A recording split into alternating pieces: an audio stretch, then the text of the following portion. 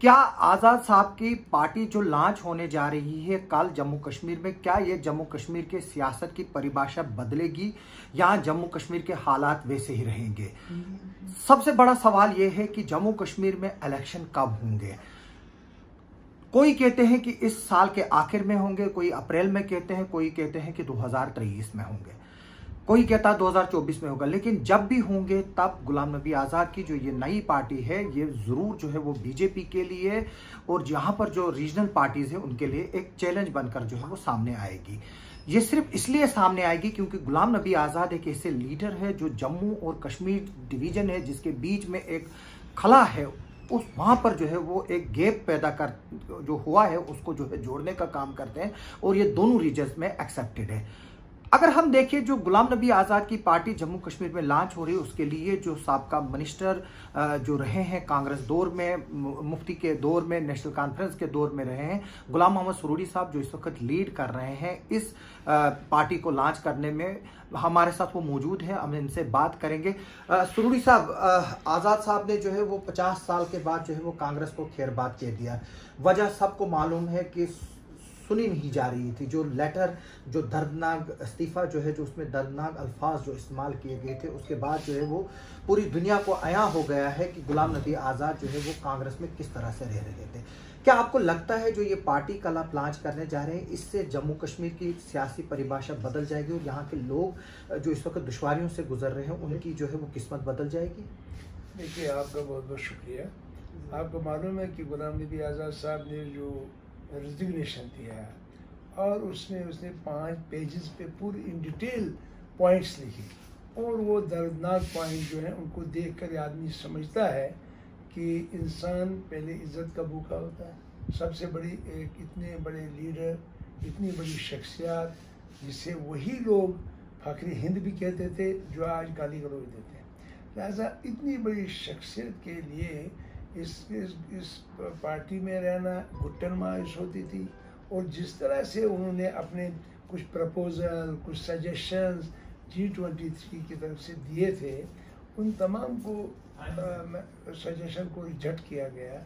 उन्होंने कहा था कि स्टेट में ब्लॉक लेवल पे इलेक्शन किए जाएं, डिस्ट्रिक्ट लेवल पे इलेक्शन किए जाएं, स्टेट लेवल पे इलेक्शन किए जाएं और उसके बाद मुल्की सतह पे भी कांग्रेस पार्टी के इलेक्शन करके इनको ओहदे दिए जाए ताकि उससे पार्टी मजबूत होगी। ये अगर पार्टी को मजबूत करने के लिए उन्होंने कोई सजेशन दी थी तो उसको देखना चाहिए था कि कमेटी एक बने, देखे कि जो इन्हें सजेशन दी ये हमारी बेहतरी के लिए, ये हमारी अच्छाई के लिए, पार्टी को मजबूत करने के लिए, तो उन तमाम चीज़ों को रद्दी की टोकरी में डाला गया।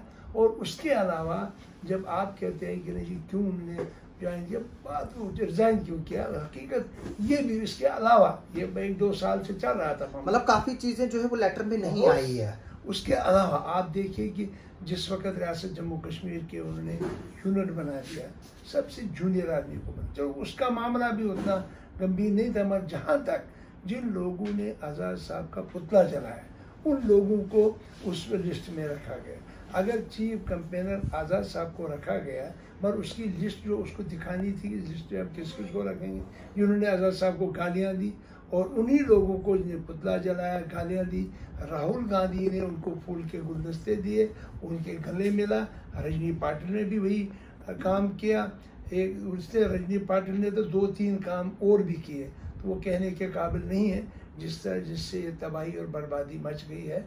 और अब मजबूरन चारा नहीं लगा कि पार्टी छोड़े और रियासत जम्मू कश्मीर में इलेक्शन होने जा रहे हैं, इसलिए ये जो रियासत जम्मू कश्मीर की तरफ आज क्योंकि उनकी होम स्टेट है इसकी तरफ फोकस लगाना ज़रूरी है। लिहाजा इसके लिए भी ये जो नेशनल लेवल की पार्टी बनाना लाजमी था, तो आज़ाद साहब ने रिजर्वेशन दे के और वो फोकस जो है जम्मू कश्मीर की तरफ करें। तो बदलेगी क्या यहाँ की जो किस्मत, क्योंकि आज लोग परेशान हैं, महंगाई का दौर है, लोगों को जो है अगर हम क्योंकि सारी सियासत जो है वो ब्लॉक पे भी चलती है, नरेगा का पैसा ही नहीं है, पिछले 4 सालों से जो है वो लोगों को मिल ही नहीं रहा है, कुछ जो पेमेंट्स हैं वो आ ही नहीं है। इसके अलावा जो है वो स्कूलों का बुरा हाल है, हमारे हॉस्पिटल्स के बुरे हालात हैं। तो क्या आपको लगता है कि गुलाम नबी आज़ाद साहब की जो पार्टी आप बनाने जा रहे हैं, जिसका आप एक अहम हिस्सा होंगे, उससे जो है वो जम्मू कश्मीर की हालात बदलेगी लोगों की, या फिर वही जैसे पहले PDP बनी, फिर अपनी पार्टी बनी, फिर पीपुल्स कॉन्फ्रेंस बनी, आम आदमी पार्टी भी आ रही है, तो लोगों का जो है अनग्रोन कुछ तब्दील नहीं हो रहा है? देखिए, ये तो रीजनल पार्टी है। आज़ाद साहब नेशनल पार्टी बना रहे हैं, और हमारा मकसद और मुद्दा जो रियासत जम्मू कश्मीर को होगा कि रियासत जम्मू कश्मीर जिस दलदल में पिछले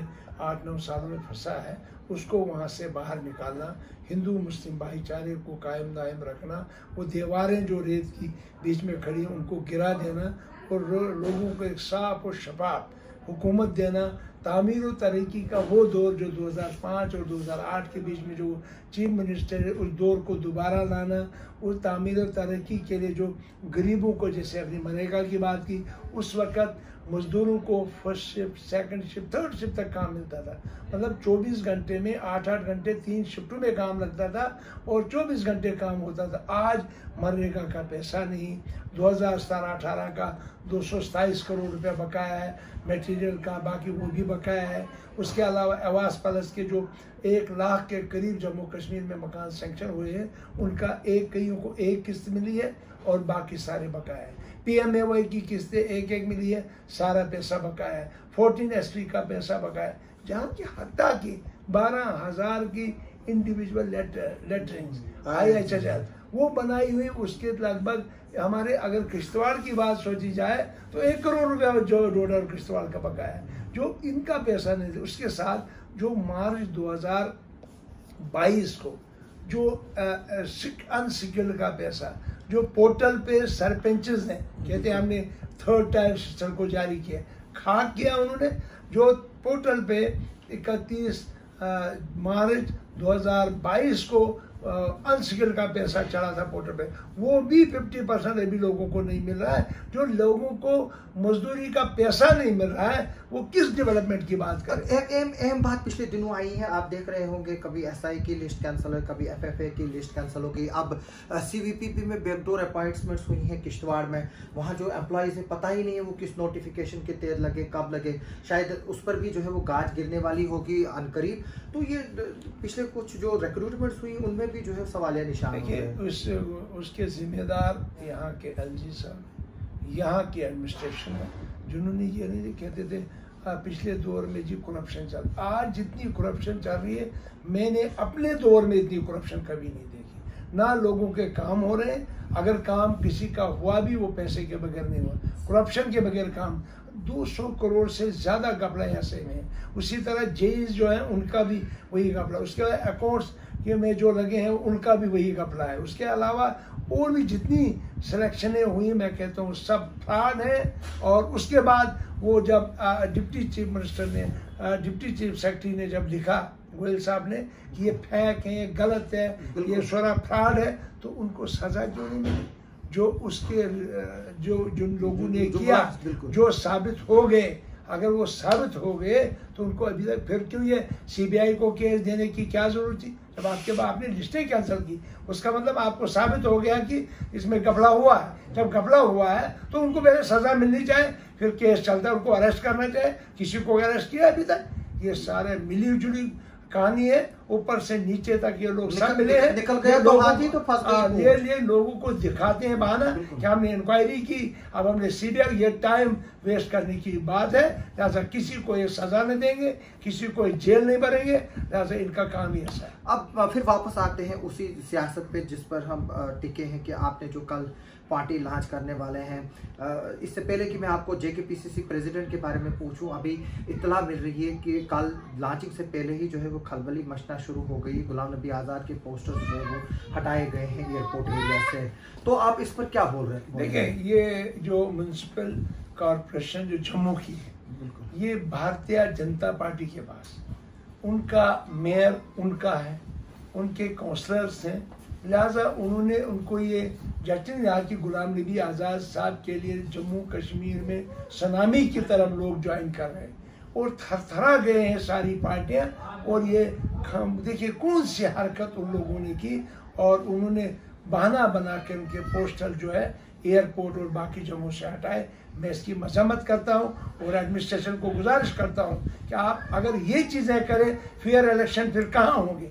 फिर तो सब पे सवालिया निशान लगता है, फिर तो उनके कहने पे सब होगा, एडमिनिस्ट्रेशन भी उनके कहने पे करेगी। जबकि हमने परमिशन भी ली थी, बाकी चीज़ें भी ली थी, कि डीसी को भी कह दिया था, उनको भी कह दिया था, उसके बावजूद भी ऐसा करना नाजायज़। तो हम बात करेंगे अब आज़ाद साहब की ही आगे। जो वकार रसूल वानी साहब है जिनको प्रेसिडेंट बनाया गया, बात बताई जा रही है कि आप प्रेसिडेंट नहीं बने तभी ये सब कुछ हुआ, तो आप इस पर क्या बोलेंगे? प्रेसिडेंट एक छोटी बात, प्रेसिडेंसी का मामले पे क्या 50 साल का कार्यकर्ता और 50 साल की कारकर्दगी पे आज़ाद साहब इस्तीफा देते? ये बहुत बड़ी, जो आपने 5 सफ़ों की उस बुक पे पढ़ा, उस कागजों पे पढ़ा, वो तो एक दास्तान है और उसमें हम भी मुलव्वस हो गए। जब उन्होंने यहाँ प्रेसिडेंट बनाना एक जूनियर आदमी को बनाया, अगर उसको भी बनाया, उसके बाद जो कमेटियाँ बना दी उनमें वो लोग रखे जिन्हें पुतला आज़ाद साहब का जलाया, जिन्हें गालियां उन्होंने दी, आपको नहीं मालूम किन किन लोगों ने दी, नहीं उनको लिस्ट में लाया गया। ये बात है ही नहीं कि मुझे नहीं बनाया, उस पर कोई छोटा मसला है। आज़ाद साहब के तो करीबी माने जाते थे वकार रसूल वानी, मतलब बहनाल से लेकर जो सेक्रेटरीट में मिनिस्ट्री तक बैठने का सफर है उसमें कहीं ना कहीं तो आज़ाद साहब का हाथ था। तो वो फिर आज ये नौबत क्यों आ गई कि जो कहते हैं मुंह में राम राम बगल में छुरी, अगर वो नजदीकी माने जाते, क्या वो कहते हैं कि ये सक्रिय में, क्या वो ये कहना लाजिम था उनका, या वो कहती है एक्सपायर हो को खुदा की टांग है?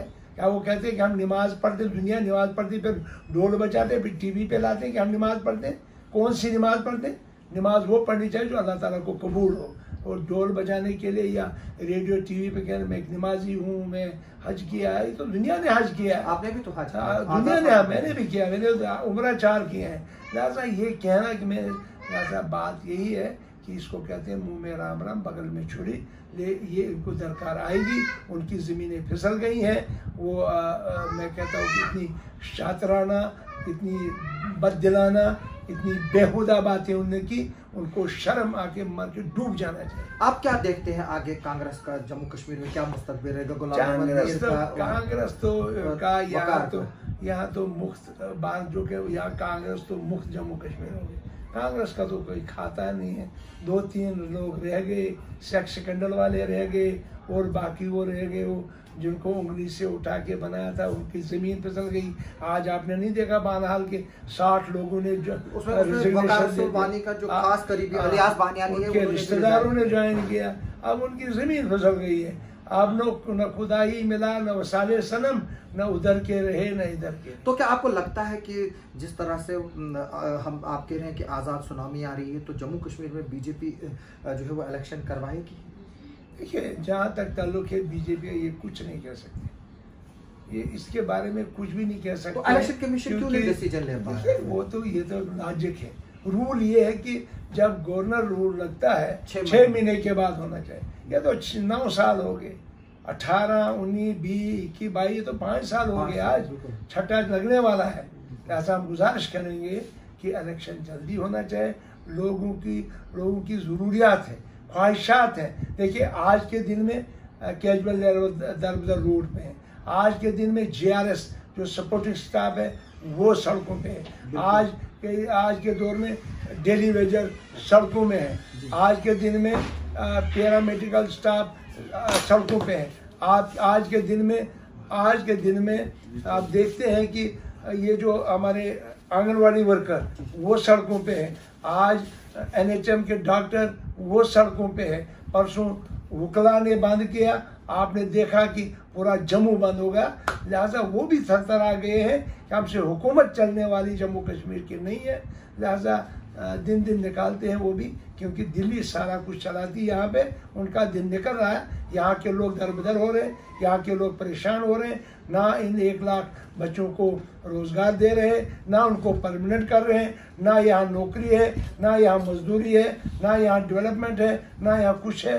लिहाजा इसके लिए हम चाहेंगे कि अगर रियासत जम्मू कश्मीर, बल्कि मुल्क एक सेकुलर मुल्क है, इस सेकुलर मुल्क में लॉजिक है कि कानून के तहत सब चीजें होनी चाहिए। ये तो गैर कानूनी तो हो रही है। इलेक्शन भी ना होना ये गैर कानूनी। आज जम्मू के लोग तड़प रहे हैं कि कब इलेक्शन। तो आपकी प्रायोरिटीज क्या रहेंगी कल जो पार्टी, पहले तो सबसे लेकर नाम को लेकर जो है वो डिफरेंट। देखिए अभी तो इसका ये नेशनल पार्टी बन रही है और बहुत सारे नेशनल लीडर्स जो है, स्टार लीडर हैं, बड़े बड़े लीडर जो हैं, बड़ी बड़ी शख्सियात जो इसमें शामिल हैं, उन तमाम शख्सियात ने इकट्ठा होके, लीडरों ने इकट्ठा होके ये प्रपोजल बनाना है कि हमने स्लोगन क्या रखना है, पार्टी का नाम क्या रखना है। इसमें 10-15 दिन अभी लग जाएंगे।